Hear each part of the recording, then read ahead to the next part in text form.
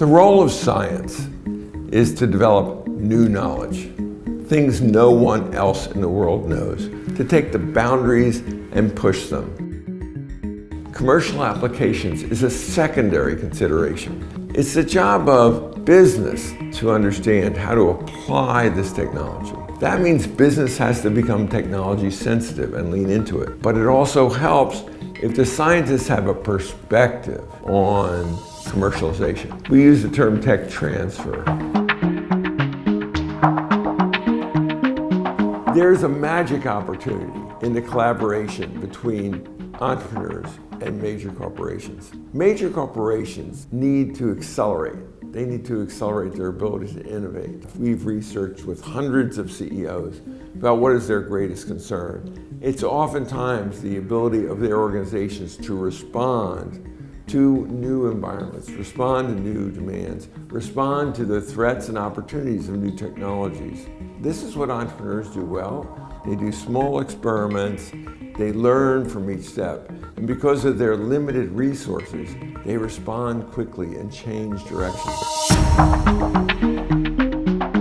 The Lean Launchpad is a methodology to formalize and accelerate the learning process of experimentation and adjustment. The job of the startup is to create and discover product market fit and a scalable business model.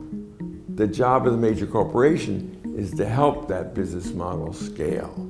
What we've seen is that methodology in the classroom also applies to corporate innovation. Agility and flexibility is a way of thinking and a way of behavior. And we can get that behavior not just in students, but also corporations. And this accelerates their innovation and value creation and benefits the community.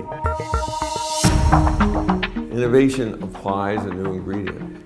Oftentimes it's a new technology. The impact of artificial intelligence and data collection is going to expand exponentially.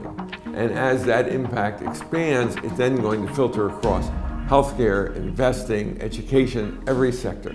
How can we prepare for it? Recognize that it's coming and look for the experiments.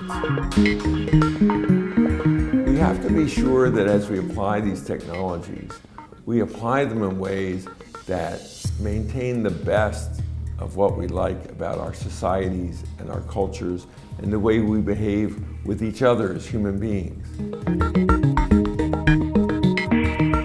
What are the components in the clusters of innovation? Well, they're exactly what you might expect. It's entrepreneurs, it's venture capital, major corporations that know how to collaborate with entrepreneurs and venture capitalists. It's appropriate government policy. It's having a community of professionals, lawyers, accountants, creative professionals who know how to engage with this volatile and effervescent community. Silicon Valley is an amazing community. It's not unique. It's an example of communities around the world that are learning how to create value from the entrepreneurial process.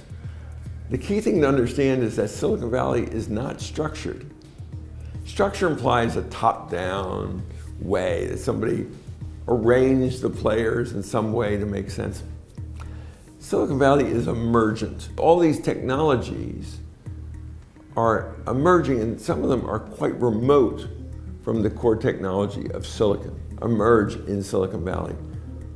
Because it's a good place for young companies to emerge, because the behaviors of those components in that cluster behave in a collaborative way to support entrepreneurial growth.